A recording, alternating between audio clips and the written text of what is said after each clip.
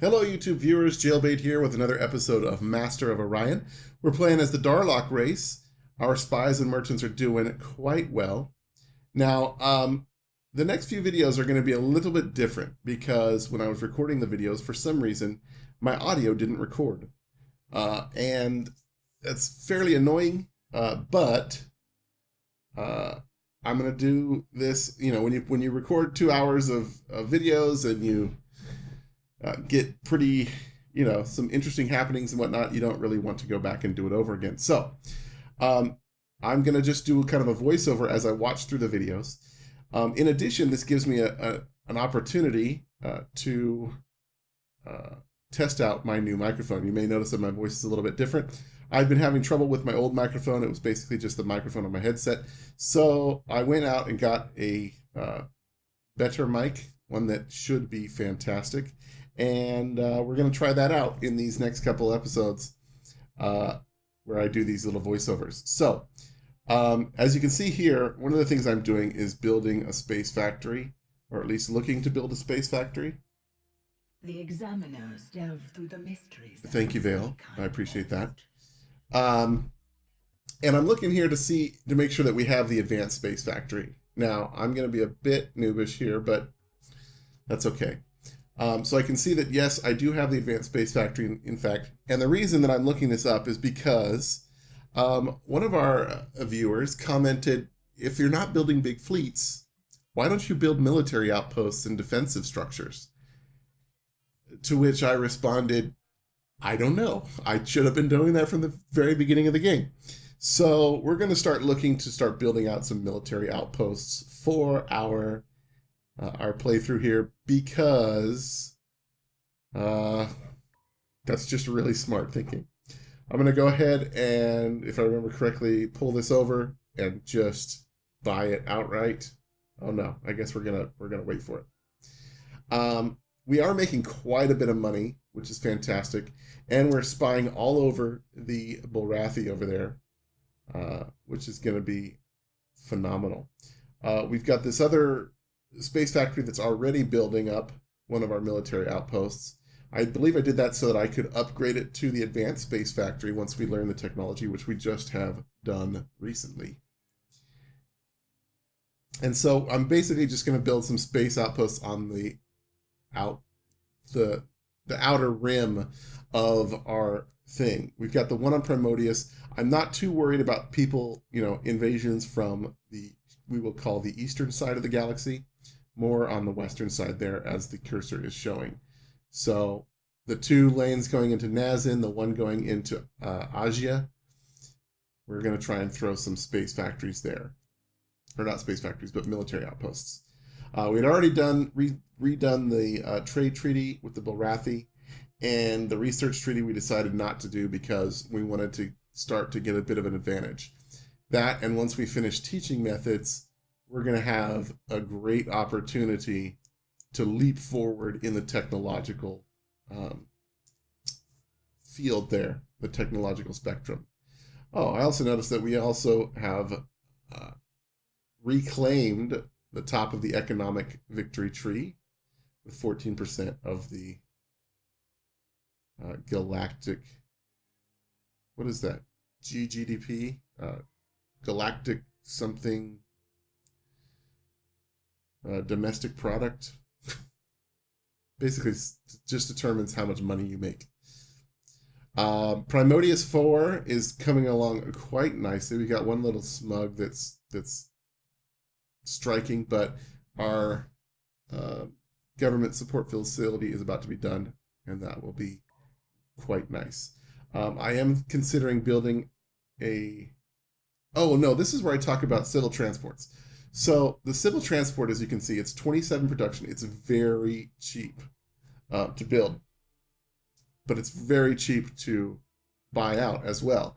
And so even though we have very low production on Primodius and the other Primodius planets, if we wanted to just start getting tons of population with Primodius 4 and ferrying them over to Primodius 3 and eventually Primodius 2 to get them kind of jump started a bit quicker, we could do that very cheaply not by building the civil transports, but just by buying them outright. However, the Primodius planets, since they're Terran, are going to grow so quickly anyways, it's probably not going to be necessary to ferry much, if any, of our population over. Especially since I plan on colonizing them all very quickly. So Primodius 3 is already colonized. Primodius 2, I plan on colonizing fairly quickly in the scheme of things. So, next turn, we're going on. Spies are awesome. We have our space thing there. Eventually, we're going to get the greater sensor range, which should help us. Oh, yes. Our spy arrives on the Bahamas. Yes. Hello, Echo. How are the Bahamas? I want you to acquire data and tell me how the Bahamas are.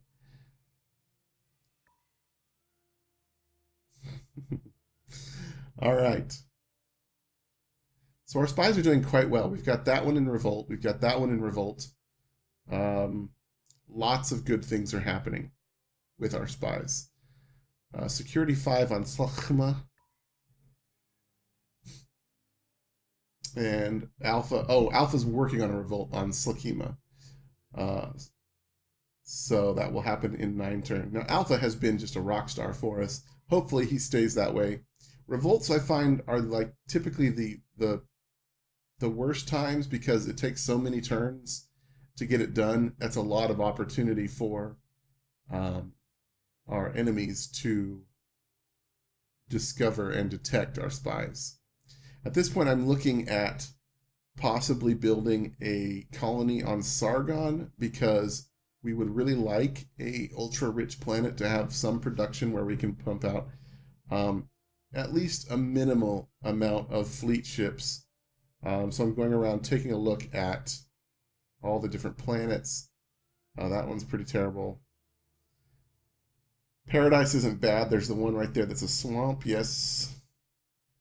The other benefit is that if we get, because Orion's right there, if we are able to get a decent planet on, say, Abine and one in Neamor, if they invite us to colonize with them, kind of like the Glide did, we would effectively shut off Orion, access to Orion from the rest of the galaxy, which is it's interesting. It's a very interesting proposition. We will probably definitely colonize that little planet in Neamor because they're going to ask us to, because they're research people and they keep sending us research if we keep them happy. So, yeah. So right here, I'm talking about, if we get colonies in Neamor and Abine, we would effectively seal off Orion from the rest of the galaxy, which would be pretty awesome. It would allow us to kind of dictate when the Guardian goes down and give us access to colonize Orion as well.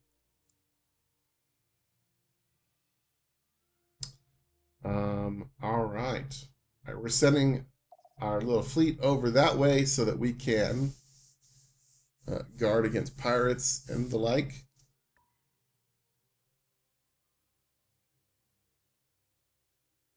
And we're going to go ahead and proceed to the next turn.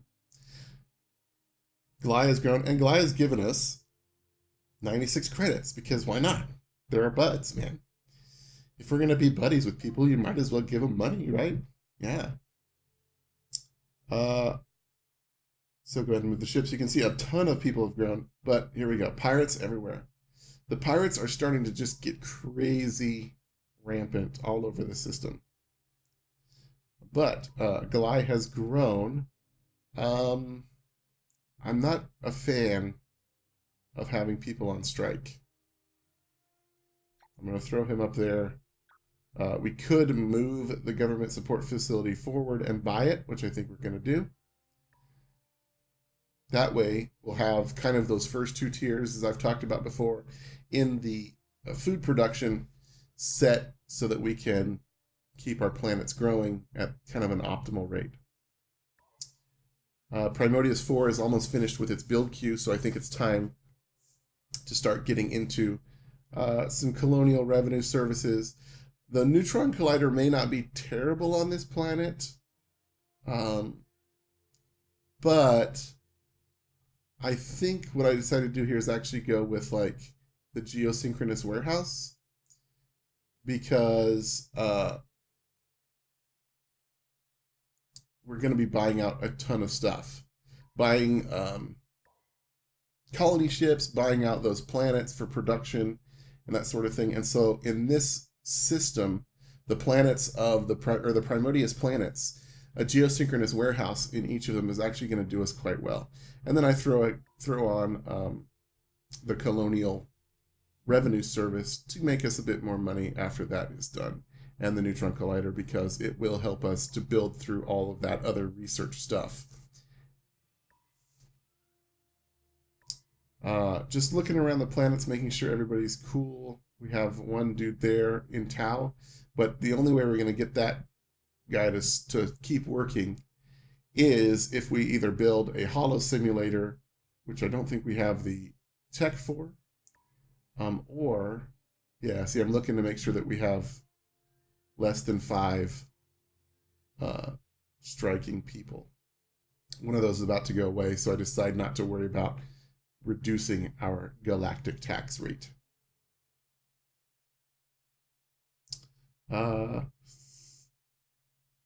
Charlie is at Nazin,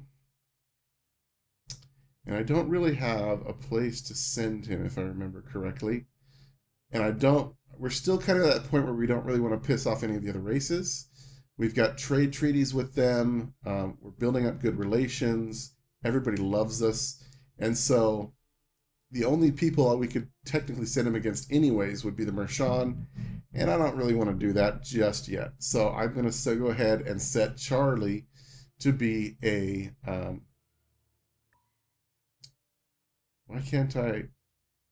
Oh, I think it's because Delta is already there. Yes. And so I'm going to go ahead and just send him over to Tau and do counter-espionage in Tau. And then as more planets become available, or somebody declares war on us or something of that nature, we'll be able to get things going with those kind of backup spies that we have just counter-espionaging in our own planet place. Galai is this where Galai? No. So I think we're looking at, yeah, so we have non-aggression pacts with the Meklar and the Mershon. That was the other reason not to send a spy to the Mershon, is we've got this non-aggression pact with them, which I really don't want to upset. So let's go ahead and turn through.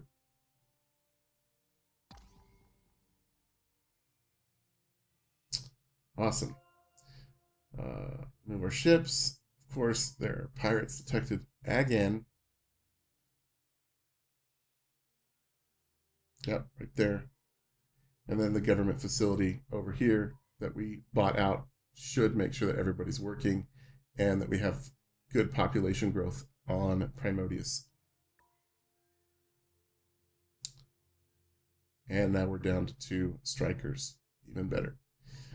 So,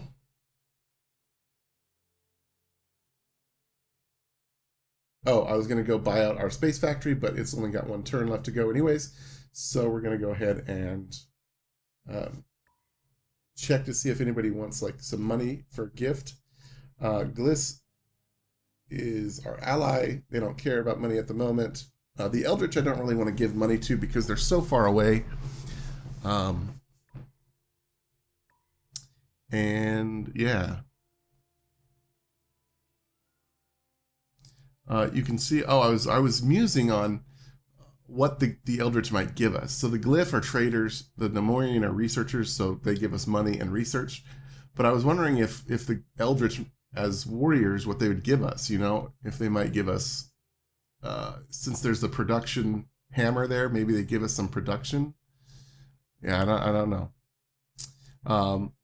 Talking about the geosynchronous warehouse here, how it's going to be very good for us in the long term. I'm still unsure of whether I want to buy it outright immediately or maybe get some turns into it. Our teaching methods are going to be done in 2 turns, which gives us the Astro University, which adds 2 to every research tile, which is going to be phenomenal. Primodius 3 is coming along quite nicely. I decided to go ahead and buy out their automated factory because we have tons of money. As merchants, we are making just tons of cash. I go ahead and put Charlie on counter-espionage until he is needed in the future. And our space factory is finally done, so we're going to take a look at that. Now, it says Space Factory 2, and I'm a little nervous that I decided to build the military outpost up there so that we don't have to worry about the pirates coming in as much. But I look here and I realize the military outpost still costs 10 to build. With an advanced one, it should only cost us 5. And so I feel like that's a bug in the game, but I'm not sure. Later on, we'll kind of find. And now here I see this. I noticed this. There are 4 Bulrathi destroyers literally on my doorstep. And so that seems like a prelude to war to me. If you're going to sit a bunch of destroyers on my doorstep, you don't have friendly intentions. So I move our little tiny fleet over. I notice that our defense is 2,300 points, while theirs is 200. They have a higher attack rating. Ours is 32. Theirs is like 80 something. Yes, 86. So I don't know the equivalence. Like how much attack rating to how much defense seems good. I had brought this ship over here to protect from possible pirate invasion, but I'm going to go ahead and start sending him over this way just in case the Bulrathi decide, yes, we're going to attack. And I'm a little bit worried about that invasion. Here is where I look at it and I'm like, 1,000 credits. Yeah, but with an attacking fleet on our doorstep, I really don't know that I want to spend that much on something that's literally there for us just to spend more money with. So I decide to let that kind of tick down with some turns until it gets cheaper, maybe around 300 or 400 credits.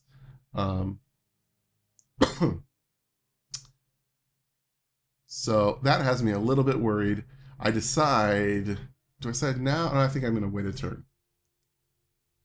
Or maybe not. I'm so indecisive. I decide that I do want to build up another mist. Just in case they decide to attack. And so, go ahead. This is an interesting perspective on watching this play through again. But I have plenty of money. I could actually buy 2 of them, so I go ahead and buy this one. That way on the next turn, it will be ready for the Bulrathi if they decide to invade. And indeed, they start moving towards us. That seems like an act of war. If they were just scouting things around, they would send a scout. They wouldn't send a fleet of 4 destroyers. So we've got 2 destroyers and our little frigate. But as you can see here, the defensive rating is just humongous. We're at 4,000 now to their 86 attack power. I still don't know kind of how that works. I imagine it's something like, I really don't know. I like to speculate that, if I have 50 attack power and you have 200 defense, it would take me 4 rounds to penetrate your defenses. And if you have 100 attack rating and I have 4,000, it would take you 40 rounds to penetrate my defenses. I'm hoping it's something along those lines. It means that our defensive capabilities are quite high and able to stave off any of those things. That military outpost is going to be done in 1 turn, and so I'm hoping to see, when I go for the upgrade, I'm hoping to get a little bit more information about the space factory and why it didn't go to an advanced space factory. But we will take a look at that a little bit later. So they finally make it here. And here I'm torn because they didn't attack on their turn, which they could have. The pirates are garbage. The Cylon treaty has ended, but we finished our research in teaching methods. We finished our space factory here, and here I look and see, oh, look, to go to Space Factory 2, all it's doing is upgrading the fusion drive. It's not upgrading to an advanced space factory. So at the moment, I'm thinking that that's a bug of some sort. Later, I speculate, I think maybe now, yeah. I speculate on if I need something else to possibly build the thing. You know, like if you need a bigger battle station or something.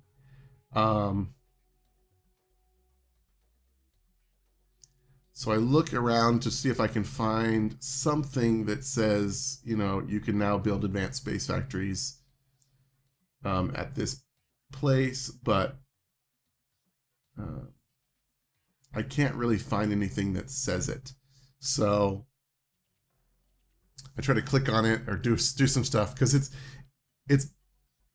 bugging me a little bit because I feel like I should be building my military outposts at twice the speed. But I'm unable to. So later on, I'll find out that I'll like do something that upgrades something else, and I'll find that I can actually upgrade that to do another upgrade, like overall upgrade to the space factories, which will allow it to go into an advanced space factory. But at the moment, I am completely bewildered. Looking to build some other things. I think I decide to go with the artificial gravity so that we can get moon labs.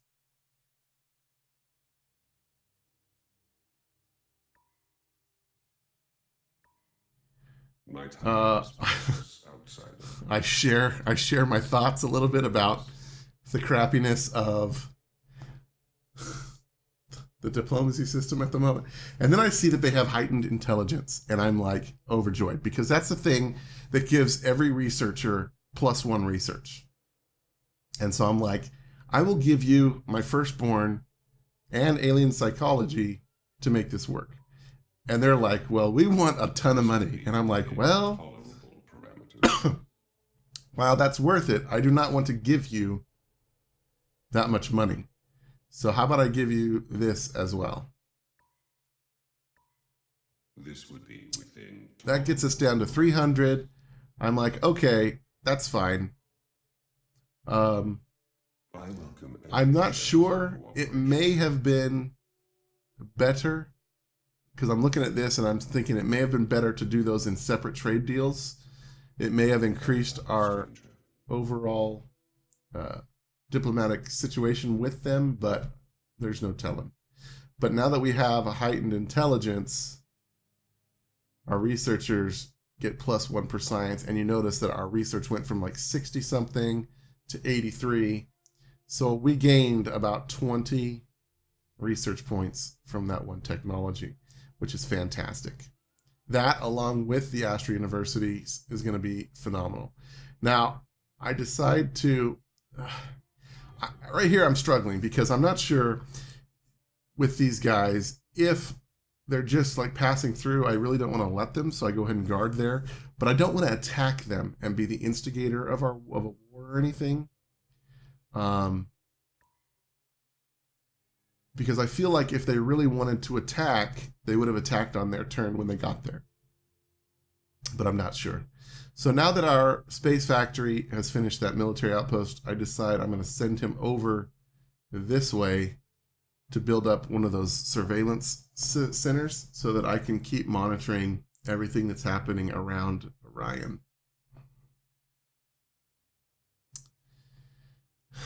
And we decide, I'm so torn about this. I'm so torn about whether to attack these guys or not. But I figure if they go towards my planet, I can just catch them on the next turn. And so I decide to go ahead and progress the turn. And whatever happened, it looks like it chased him off. Echo has acquired data on the Bahamas. Fantastic. Echo, how are the Bahamas? Tell me, are they fantastic? Are they everything I dreamed about? They are. Cool. Well, why don't you infiltrate their trade unions? I think is what I decided to do. Yes, infiltrate their trade unions. Let's see how much money they're making out there in the Bahamas. Probably a lot. There's military outposts all over the place. These guys are very militaristic and paranoid. They definitely don't want anyone getting to the Bahamas but them. So selfish. Anyways, Glai has grown. The Klakon and the Silicoid have signed a truce. So, cool beans there. Glai 2 has grown, so we're going to go ahead and start putting people into production. Glai doesn't have the ultra poor or poor mineral resources that the other planets do. But here is where I look and I'm like, I guess 4,000 defense rating seemed to be a bit too much for their 4 little destroyers. So mission accomplished. Yeah, 4,000 defense rating. It makes it kind of cool. If it does in fact work kind of along those lines, where it, you know, your attack rating goes against the defense rating, and the defense rating is basically kind of a divide defense rating by attack rating to determine how many turns it will take for you to survive or whatever, then that could be kind of cool. It would be a little elementary in the way of determining whether you'd win a fight or not, but it could be cool. Why are there 2 terraformings? I don't know. It's an ocean planet. I guess it could terraform to Terran. There's 2 terraformings there as well. But at this point, I'm just going and building astro universities on all of our 3 major planets. Not going to do it on the Prometheus systems yet because naturally they are not ready for the astro universities. Mostly because I'm probably going to have to buy them for them. And it'll be like 3,000 credits. And while we're making a lot of money, that seems a little silly. Glai is going ahead and giving us some more monies. And then I noticed that, go ahead and move our ships. Fleet needs orders. That our alliance with Gliss has come to an end. That's who the Glai people are. So I'm going to check on that in just a minute. First, Primodius has grown. Fantastic. So, yeah. So, here is where it looks like there's that ticking status depletion.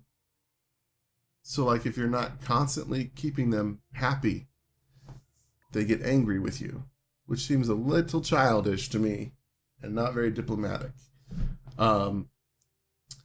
And it's going to be a while before we can build that interplanetary administration because we've got to research it. The research is going to take like 17 turns. Then we'd have to build it, although we'd probably just buy it. I mean, it's going to be a while, and so I get a little frustrated about that. But it looks like that's the end of our episode. Thank you guys for watching. Sorry about this new kind of format in the way that things are going, but I hope that everything will be okay. Yeah, if you guys enjoyed the video, please tap the like button. Feel free to subscribe and all that other good stuff. But until next time, I've been Jaylbayt. You guys live free, game hard.